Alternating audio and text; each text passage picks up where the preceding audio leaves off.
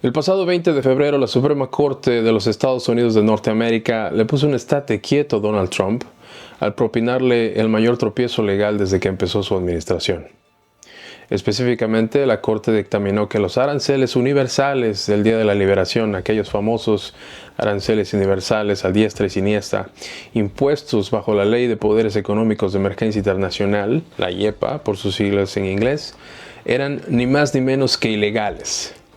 Antes de llegar al tribunal más alto del país, estos aranceles ya habían sido declarados ilegales tanto por el Tribunal de Comercio Internacional como por un Tribunal Federal de Apelaciones.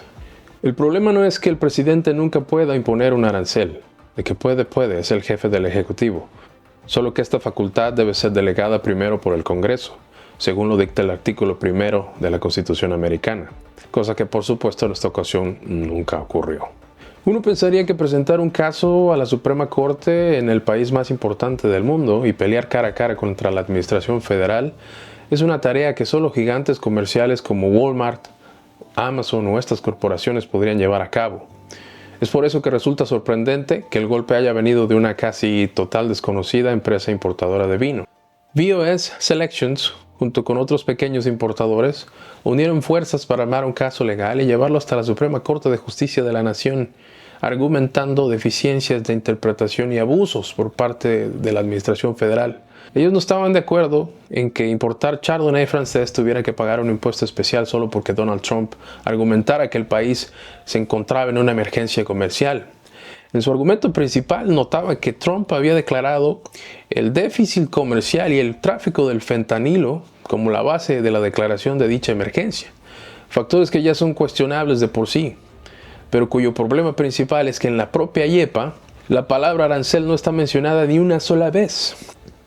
Esto al final llevó a la Suprema Corte a dictaminar que en efecto la IEPA nunca fue pensada como un cheque en blanco para la política comercial, sino que su uso estaba limitado a actividades muy específicas del gobierno, como combatir el terrorismo o bloquear cuentas bancarias de estados hostiles. La decisión, aunque ampliamente cubierta en medios internacionales y nacionales, pasó prácticamente de noche por Wall Street. Cuando el veredicto finalmente llegó, el mercado apenas lo notó. Es una noticia que ya habían descontado con muchísima anticipación. De hecho, el resultado era tan predecible que incluso la familia de uno de los hombres más allegados a la política y aparentemente uno de los líderes de la agenda comercial de Donald Trump estaba sacando provecho de ello.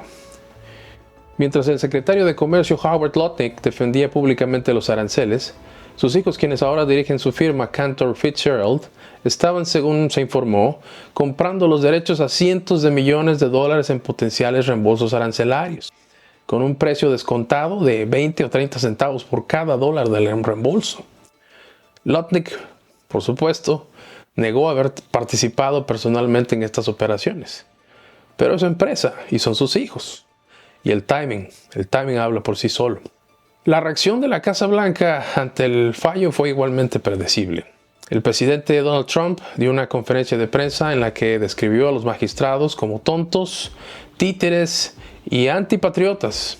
Incluso afirmó que la corte había sido influenciada por intereses extranjeros, lo cual incluso para los estándares de Trump es una acusación bastante descabellada, tratándose del tribunal más alto del país. Fiel a su costumbre, utilizó su red social para desquitar sus corajes, llamando a los magistrados que él mismo propuso y nominó Amy Barrett y Neil Gorsuch una vergüenza para sus familias por tener la audacia de ir contra sus intereses y por seguir la Constitución literalmente. Apenas horas después de haberse conocido el fallo de la Suprema Corte, el presidente Donald Trump firmó una nueva proclamación para eludir la decisión del tribunal. Ahora invocó la sección 122 de la Ley de Comercio de 1974, otra herramienta poco conocida que nunca se había usado antes en la historia de Estados Unidos. Esta disposición permite al presidente imponer sobretasas temporales de hasta el 15% cuando Estados Unidos enfrente lo que la ley dice que es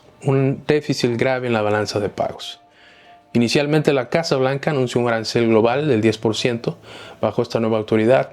Pero para el sábado por la mañana, cuando claramente el coraje, la frustración y otros sentimientos ya habían hecho presa del presidente, este mismo anunció a través de Truth Social que estaba subiendo la tasa al máximo permitido de hasta 15% con efecto inmediato. Pero muy a pesar del inquilino de la Casa Blanca y el dichoso Plan B que con tanto bombo y platillo anunciaron ha traído un nuevo grupo de problemas e incertidumbres a su administración y de hecho tiene bastantes limitantes. El mayor problema es el límite de los 150 días. A diferencia de los aranceles anteriores, los de la sección 122 vencen después de 150 días, lo que significa que a finales de julio, justo antes de las elecciones de medio término, o se aprueban por el Congreso o son eliminados. Y cabe señalar que justamente eso es lo que Donald Trump había estado queriendo evitar: someterlo a aprobación del Congreso. Si bien los republicanos controlan aún el Congreso, muchos se sienten incómodos ya, aplicando nuevos impuestos que son impopulares, ampliamente impopulares, entre los votantes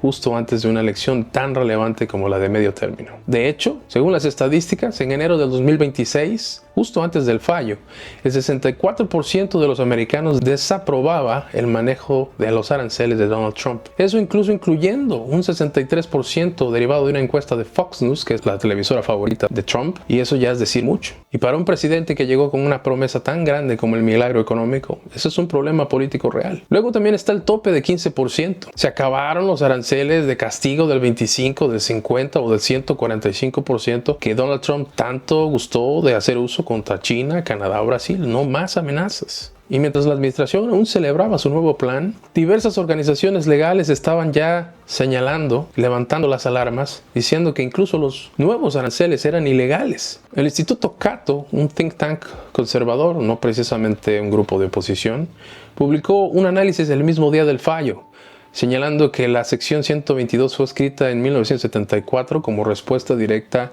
al Nixon Shock de 1971, en un momento en que Estados Unidos estaba abandonando el patrón del oro. En ese sistema antiguo de tipos de cambio fijos, un país podría realmente quedarse sin reservas de oro para pagar sus deudas internacionales, y eso es lo que la ley llama una crisis real de balanza de pagos. Sin embargo, en el mundo de hoy en día, con tipos de cambio flotante, ese problema ya no puede existir. Como lo explicó el economista Milton Friedman hace décadas, un sistema de tipos de cambio flotantes elimina completamente el problema de la balanza de pagos. Luego entonces, la administración de Trump una vez más está confundiendo dos cosas completamente diferentes. Un déficit comercial, que simplemente es comprar más de lo que vendes, no es lo mismo que una crisis de balanza de pagos, en donde no puedes pagar tus deudas internacionales. Y aquí viene un detalle todavía más interesante y revelador, y es que durante los litigios de los aranceles de la YEPA, los que la Suprema Corte acaba de dejar sin efecto, los propios abogados del Departamento de Justicia de Trump reconocieron en sus escritos legales que la sección 122 no aplica a la situación actual, porque los déficits comerciales son conceptualmente diferentes a los de una balanza de pagos. Es decir, los propios abogados de Trump lo sabían, lo dijeron, y aún así, increíblemente, vuelven a usar los aranceles de la sección 122.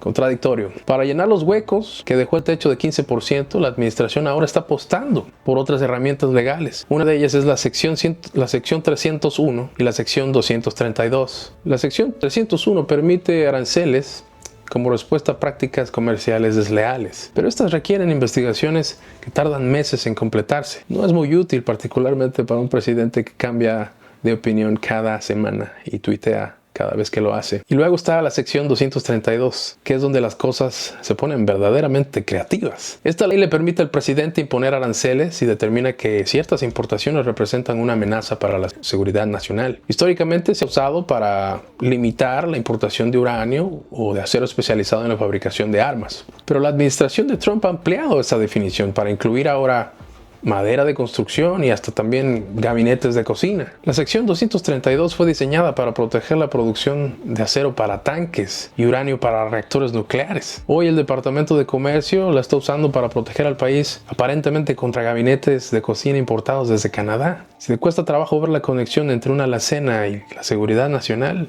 no está solo.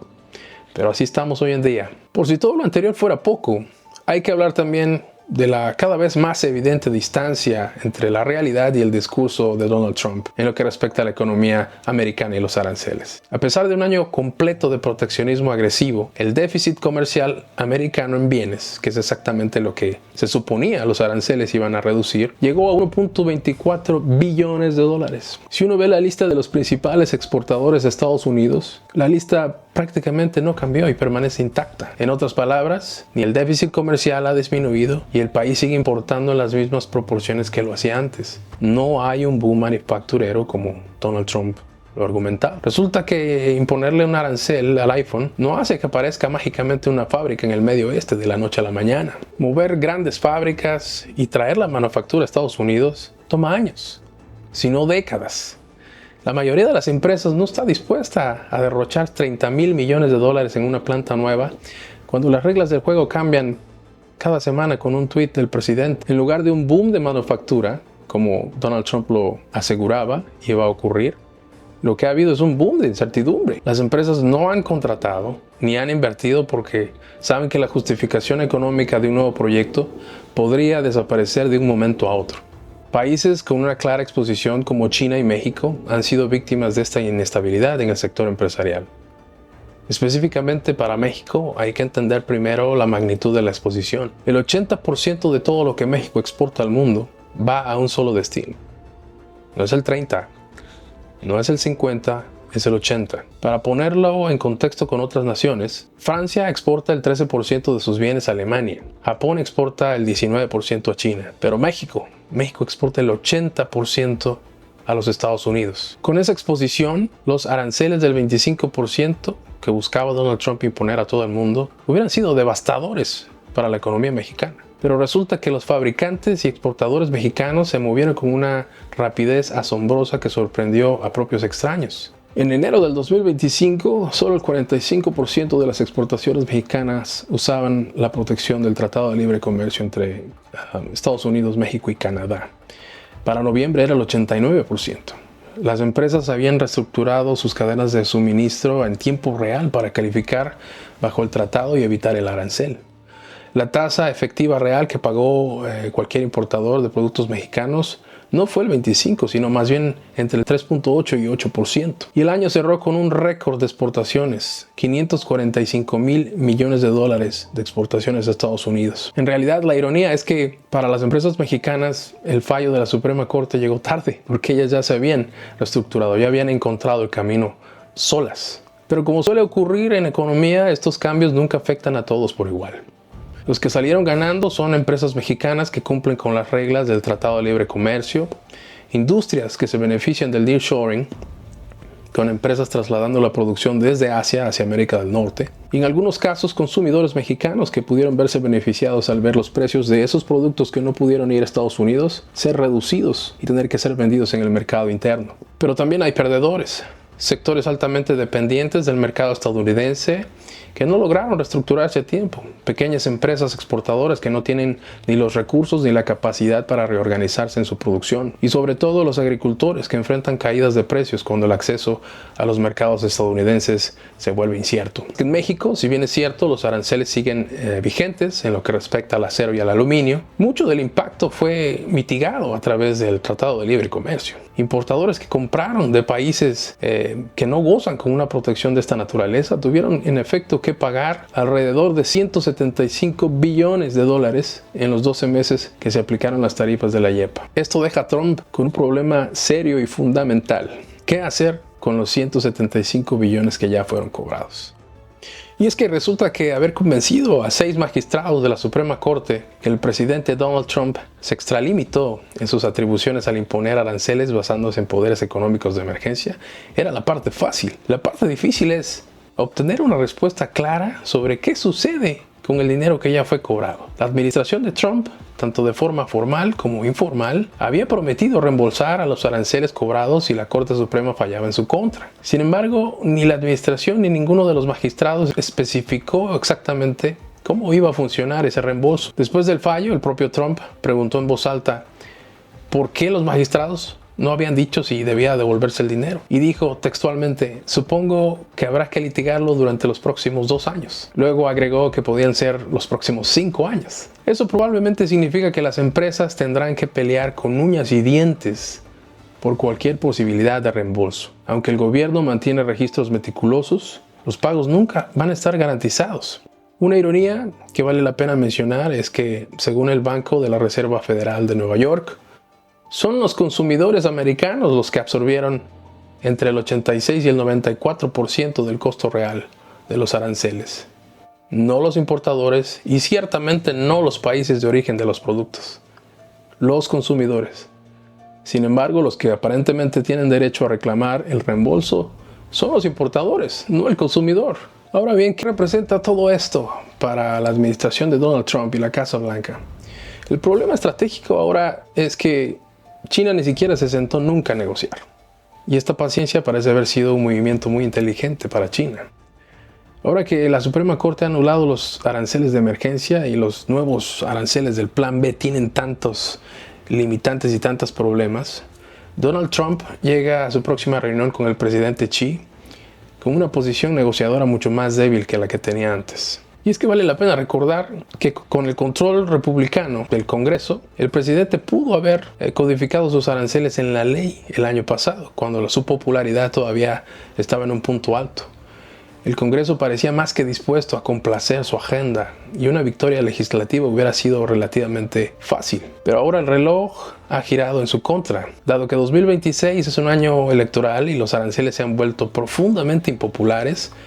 El público está cansado con el ya de por sí altísimo costo de vida y la ventana para una votación limpia en el Congreso parece haberse cerrado. Para México, la verdadera prueba llega en julio, cuando se vencen estos aranceles y se abre la revisión del Tratado de Libre Comercio entre Estados Unidos, México y Canadá simultáneamente. Una cosa es cierta: la era del arancel ejecutivo sin límites chocó contra un muro muy firme y muy constitucional. Fue necesario que un pequeño importador de vinos franceses actuara para demostrar que incluso la política comercial más agresiva en 80 años tiene que seguir las reglas del juego. La pregunta para México y el mundo no es si el sistema americano funciona o no. Creo que quedó demostrado que sí. La pregunta es si México llegará preparado para la mesa de negociación en julio que viene. Si llegaste hasta aquí y el video te ha parecido interesante, suscríbete, darle me gusta y compártelo. Te veo en el próximo video.